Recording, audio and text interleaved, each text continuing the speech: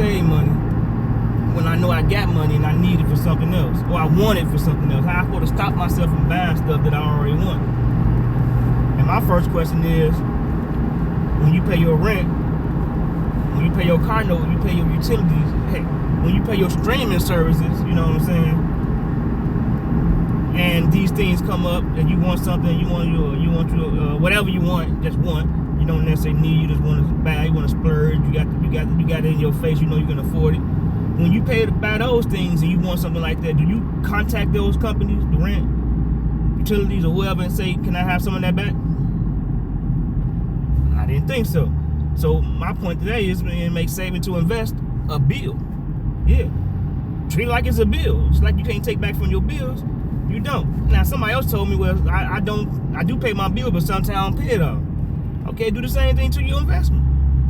Don't put the whole thing in there, but put as much of it in there as you can, type of thing. At least you ain't got no late fee, unless you're smart and you get your future self a late fee. But that's another story for another time. Ask me about this, give me enough likes, we'll talk about that situation as well. But I'm just saying, you don't ask the insurance company for a little bit back because you want to do something, because you did something, even because something happened and you ain't had no choice and you had to spend some extra money today. You don't call no bill collector and say, "Can I get something back?" So you make saving to invest a bill. Now I know as you got access to the money, it's not like the bill collector would have gave it back to you anyway. I get that, but at least open up a new bank account to keep that particular money that you saving to invest in. Make it a high yield savings account where something that actually give you more money from having your money in there, saving to invest. You know what I'm saying? Or whatever. I don't know why you got in there, but you saving in their bank, in their branch, in their facility, in their network. You know what I'm saying? Make sure they're giving you some extra money on it, not no 0.0 something percent interest. You know what I'm saying? They got these high yield savings accounts give you up to 4% interest on your money. You know what I'm saying? So every $100 that you got in the bank at the end of the year that you didn't touch, from January to next January, or from 12 months to the next 12 months, or whatever, they give you extra $4 on it. And that's if you do like a direct deposit. But if you just do put money in there on a regular basis and open an account with them and maybe buy like the gold or something like that, they'll give you like 1-point-some% interest on your money. That's way more than any bank that you probably dealing with gonna give you, you know what I'm saying, or whatever, just off you sitting money in there, especially if you don't have a large amount in there. And that large amount is up to everybody, that's relative. But the fact that you might still be listening to this, and that's what's up. Yeah, you see the name back there, that's M-Sense. Do me a favor, like this, go ahead and share this and subscribe if you found the information valuable. I appreciate it. Here's how I get out to the most people possible. But like I was saying, you know what I'm saying, the large amount of money they want you to put in there to give you any real interest on, it's difficult to have access to if you are already struggling to save to invest. If you already asking the question of, what do I do when I see something I want? You know, 16, I gotta change my other one, you know. Hold on. Let me keep talking, see if it doing any changing or whatever. But I got a mic on, but I think the mic dead. Let me try this other one out. Go ahead, Con, in front of me. I forgot this mic ain't got the clip thing on. Hold on. Let me pause, I'll be back. Throw the mic on and see if that's doing me any good, sound any different or whatever. So like I was saying, you can't get the money back from your bill collector, so make saving to invest a bill. Alright? So that's the first thing. Now I know you still got access to it, so that's why I said also put it into a high yield savings account. That's an account that give you more money for having in there. It also puts a barrier in between you and that particular account. Leave a card at the house, that might help you out. Don't even have a card, matter of fact, when you get the account. Don't even tell them to give you a card. That way you got to withdraw the money to your regular bank account. And the money will be there too for you, but it's gonna take a few days. At that point, sometimes you might be like, you know what, forget it. I'm not even gonna withdraw if it's gonna take that many days or whatever. Like I figure it out before that have to happen. Or if you do withdraw, it is sitting there. If you do spend the money that you didn't withdraw is sitting there waiting on you to withdraw when you want it. You know what I'm saying? Or when you need it. You know what I'm saying? When an emergency pop up. You know, that's different. Emergency, you can't, you can't tell you how much you're going to need for emergency. Emergency going to do what emergency do. You know what I'm saying? You mess around and pay your rent money, use your rent money if it's the right emergency. You know what I'm saying? That's hope them type of emergencies don't come up. So anyhow, right. So get yourself another savings, another bank account, or another place to keep the money at that you got access to, but it's not like liquid as in your regular bank account or whatever. And your regular bank account is for bills. So put all your money, your regular bank money into the bill, into there. Then put this money into here. If you get a little extra money and need an overdraft fee, just withdraw the money from your high yield savings account into your regular bank account. It usually takes 2 to 3 days to get there. Sometimes quicker depending on the situation. But that's enough time so that you won't end up with an overdraft fee. And that's what the important thing is. You don't get an overdraft fee. You don't get an overdraft fee. Or whatever. You know what I'm saying? A whole moment that you ain't got to be saving or excuse to take it away from you. So you have it in a different account. So you have it's got a little a moat in between, a wall in between, some kind of barrier in between, you know what I'm saying, some type of stall in between, you know. And that same thing is also bringing you back more money. So I say open the SoFi, link will probably be in the comments. Okay, let's say you're not prepared, you just not prepared to do it, it's just too soon. Okay, let me ask you this, seriously. If you spend some money today with one of your credit or debit cards, seriously, real quick too, I don't want to think about it too long, but let's answer the question honestly as you can. How much did you spend today? Okay, you can say it in the comments or you don't have to say it. Matter of fact, if you say it in the comments, say it in the comments. I'll give you a few seconds. Pause. And then say it in the comments. You back now, whatever. I'm willing to bet a nice amount of you. And matter of fact, if I'm right, you got to follow me. If I'm right about this, you got to go ahead and follow me, because you know I could be right about some other stuff, but I might, you know what I'm saying? So anyway, I asked you how much did you spend today if you used your credit or debit card today. How much you spent yesterday if you didn't use it today? What did you spend on the last time you used it if you didn't use it recently or whatever? And I'm willing to bet you did not mention the change. That's right. If you bought lunch, if you bought an outfit, if you got gas maybe, but if you bought lunch, if you bought an outfit, if you bought groceries, you know what I'm saying, if you paid a utility bill with your credit or debit card, you didn't mention the fact that you had to owe some change. It was whatever, 0.15, 0.88, 0.35. It was change, 0.01. It was coins or whatever. You didn't even count it. You just said, I spent $135. I spent $35. I spent $50. But in reality, you spent $48.20. You know what I'm saying? Something like that. You know, maybe you might even spend $51.5, but you just said $50.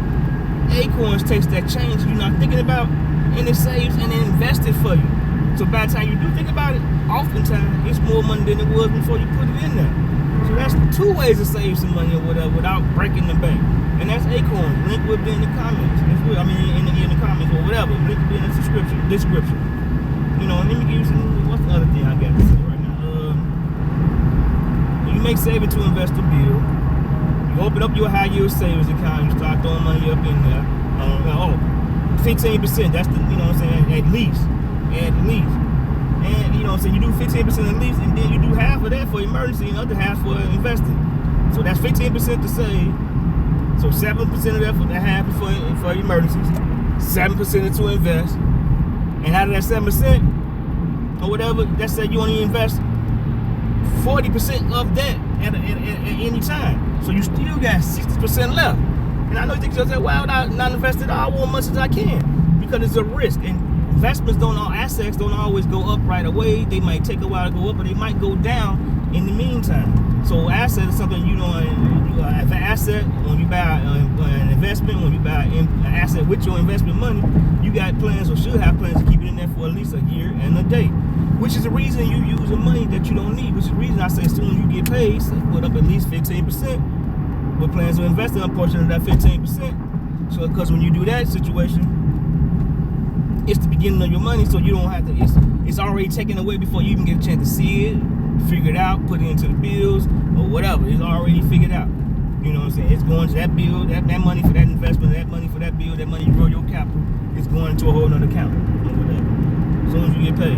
And that's how you end up keeping it in there for a year and a day, because you didn't know you needed it. You didn't know you had it. You wasn't counting that change anyway. I mean, it's 15% at least, but you need to do more. You know what I'm saying? Let's do some numbers right quick. And I'm not going to do 15%. I'm going to do 20% to keep the numbers right or easy or whatever, so to speak. So, let's say I convinced you, you think it's right, you ready to start saving at least 20% of what you earn every time you earn it. And when I say every time you earn it, I literally mean every time you earn it.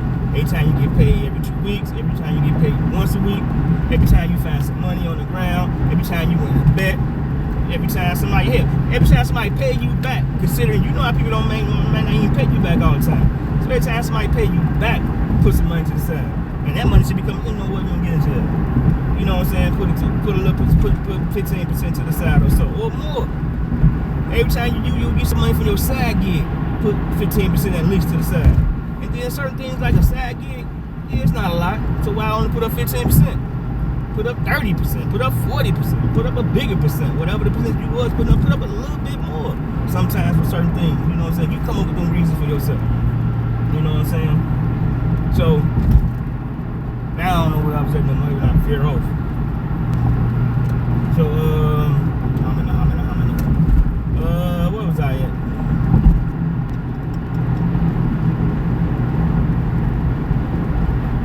I got you saving, Acorns, SoFi. Oh, you gotta save it for it, right? So that's what I was saying. So now the number. So now we're gonna work off of 20%. I'm telling you to save at least 20%.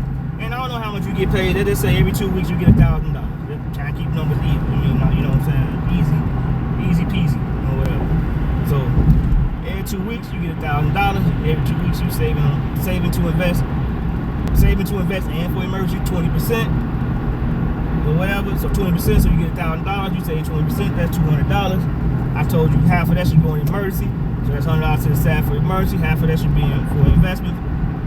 And then out of that $100 that's for investment, I told you maybe 40% of actually going to the assets you pay, you know what I'm saying? So that means you're only using 40% of the $100 to invest. So out of a whole $1,000, I've only asked you to put to the side to actually put up someplace to actually take a chance on something, to actually risk $40. You know what I'm saying? What's $40 of $2,000? What percent is that? You know what I'm saying? With 20%, I guess over 4%. I'm saying, so you saving 20, but you got access to 96% of your money. So what's the issue if you got 96% protection waiting on you? You know, just like it was before I mentioned this. And that 4%, if you do enough research, if you risk correctly, you're gonna be reaping on that. So you're gonna be happy you got that, because that's gonna be actual another income coming in. You know what I'm saying? If you do right. And if you don't, it's 4%. Really? You know what I'm saying? I know we need it all. I need it all, man. I get you. I've been there, done that, said that, whatever.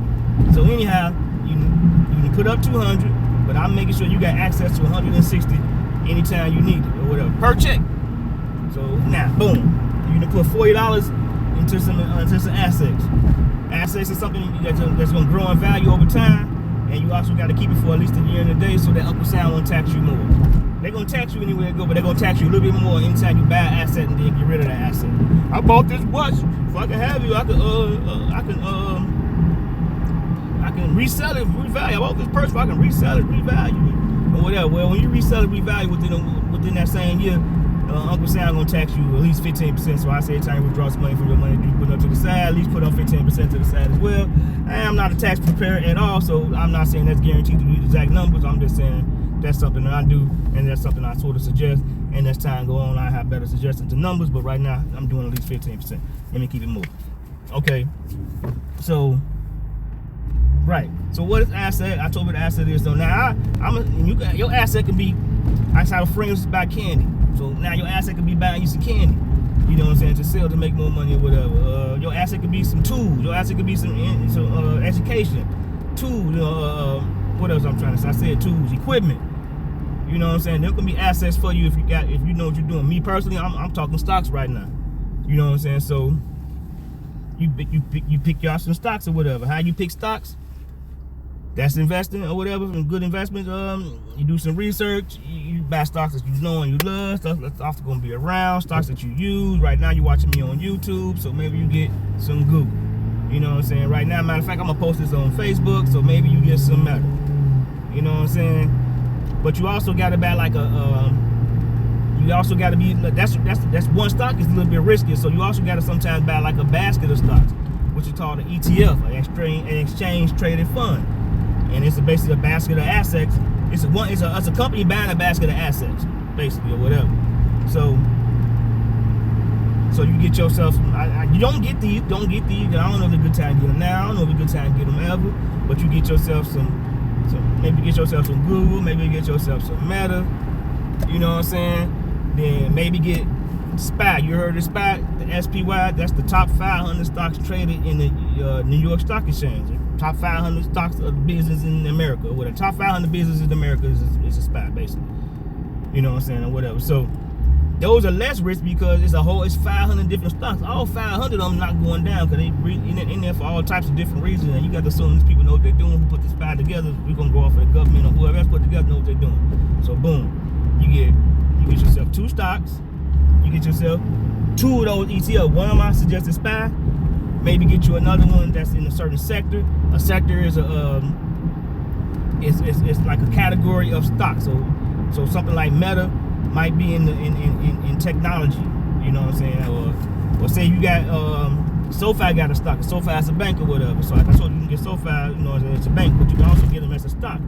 Their stock is in a finance situation. I mean, the finance sector. So you can maybe get yourself 2 stocks, and then you get yourself SPY, which is the top 500 stocks or whatever, and then you get yourself maybe a finance ETF, which is the top banking stocks, or get your insurance or real estate or what else, or technology ETF. But those are one, you know what I'm saying? You see what I'm saying? So you get yourself 2 stocks, 2 ETFs.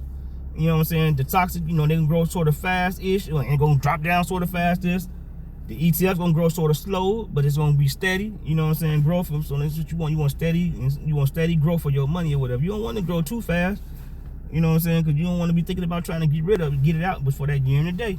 And you really want to invest, but you want to be more than a year and a day. But we ain't getting to that right this moment.